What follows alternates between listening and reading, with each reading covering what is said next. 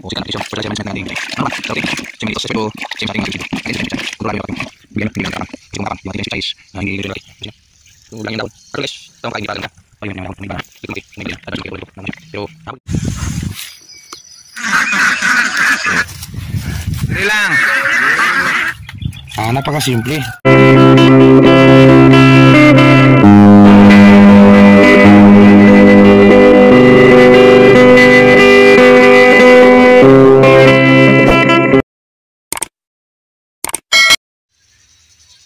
Sakto morning mga kasakto. So mga kasakto, yung pasilip natin ngayon is yung ating Chinese pichay o yung ating Chinese cabbage. So yung ating Chinese cabbage is nag-apply na tayo na pang sikan application na fertilizer. So ano ba yung ating dinadaanan ng ating Chinese pizza yan baba. So kagatapos lang magamas o magdadamo yan, hanggang doon yan. So 5 plus kapuno, so mga almost 6K yung ating Chinese pichay. So yung ating may share ngayon is yung ating paano mag-apply ng fertilizer o sikan application fertilizer management ng ating pichay. Ano ba sa routine? Same ba ni Litos Icebird o same sa ating mga previous video?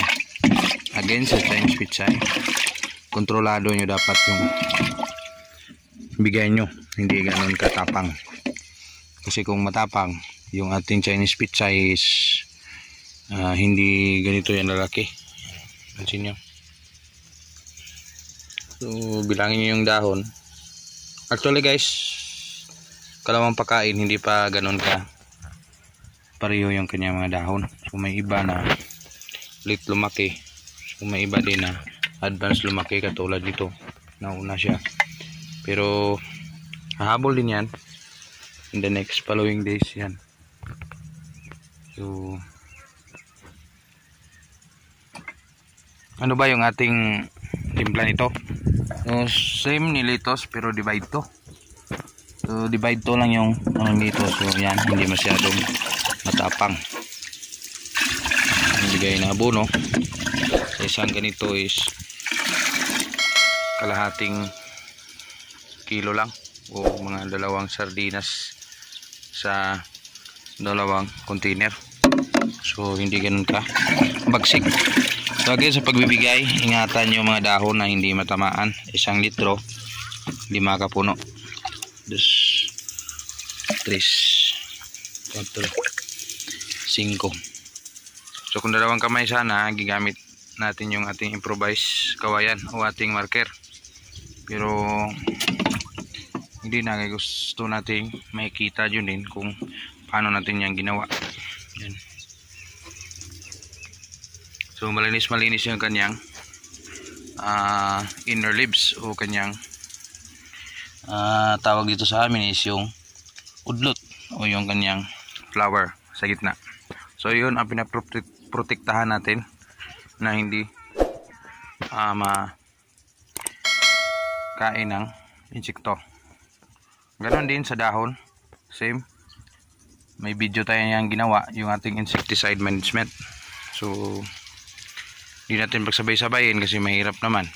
Kasi doon sa ating area sa taas sa carrots is nag-apply pa tayo ng ating showering. So pakita natin sa ating carrots taas. Yung dito tapos na, pero nag-shower tayo sa carrots, yan is nabasa after fertilize. So mas mabuti din na na-fertilize siya tapos yang bigyan ng pagkain. So yan, nag-apply tayo ng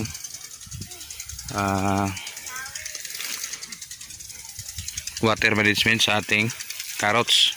first time napakita yung ating carrots dito sa area na ito. Yan. So may dalawang poste tayo na stand na shower. Dito din, doon. May dalawa din tayo doon. So mag tagpo sila sa gitna pagkabukas. So every 3 to 4 hours yung ating lipatan.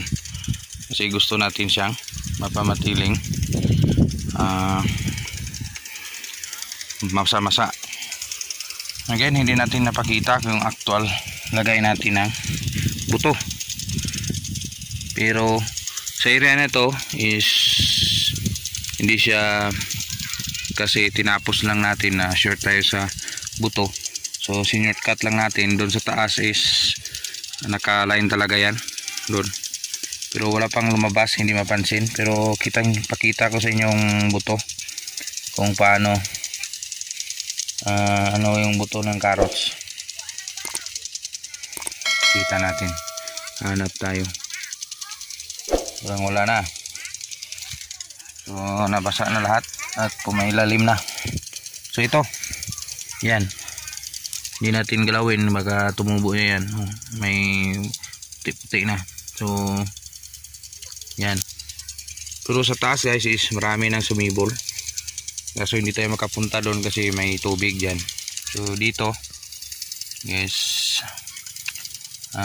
bago pa lang nilagay. So nakarang araw, so hindi pa yan lalabas. So more or less nasa, kung palaging basa, nasa 2 linggo maximum na yan.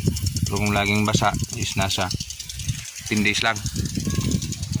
So after 1 buwan, kung meron lalabas is bibigay tayo ng fertilizer o yung organic lang. So yan, nasilip nyo na ang ating carrots. So sa area na ito is pichay. Yung ating litos is doon sa baba, katabi ng ating isang batch na pichay. So dito naman seedlings pa ito ni broko o broccoli. So again, dalawang ano lang, pero hindi ganun ka ganda kasi yung ating seeds is may diferensya talaga. So nabili natin, so na tagal-tagal na stock, tagal natin siya nailagay. So pangit yung resulta. So more or less nasa 50% lang yung lumabas. Pero actually guys, yung tatlo o 5 tray dito hindi ito nalagyan. 1, 2, 3, 4, 5, 6, anim pala. Yung nalagyan dito is 1, 2, 3, 4, 5, 6, 7, 8, 9, 10, 11, 12, 13, 14, 15 tray. Pero nasa yung iba 10% lang lumabas. Yung ito marami-rami. So ito marami din. So nasa 80% lang yung lumabas. So hindi talaga makuha yung 90 to 100% na lumabas ng ating broccoli. Yung variety pala ito, Rushmore. Yan. Rushmore ng ano ito na company? Rushmore company pala. So Rushmore. So more or less yung seeds count niya sa isang nasa 1,000 yung naka-detail, pero actually nasa 700 lang yan. So sana makatanim tayo more or less dito ng 1,000 lang. Masaya na tayo kung makatanim tayo ng 1,000 puno. So yan lang muna, konting update sa ating area, Insakto Farm, Canlaon City, Negros Oriental. Kung anong dilim ni panahong haring kanlaon, kasing dilim din ang ating panahon. Wala man tayong na-harvest ngayon, pero sige lang, yung ating sitaw, nakamubuo na tayo doon sa baba. Patuloy pa rin tayong nagpapasok ng kapital para may tanim. Hindi natin intindihin kung may matira pa tayo. At least may pakain tayo sa ating pamilya mula sa ating pawis at sipag sa ating pagpa-farming. Salamat, Insakto TV.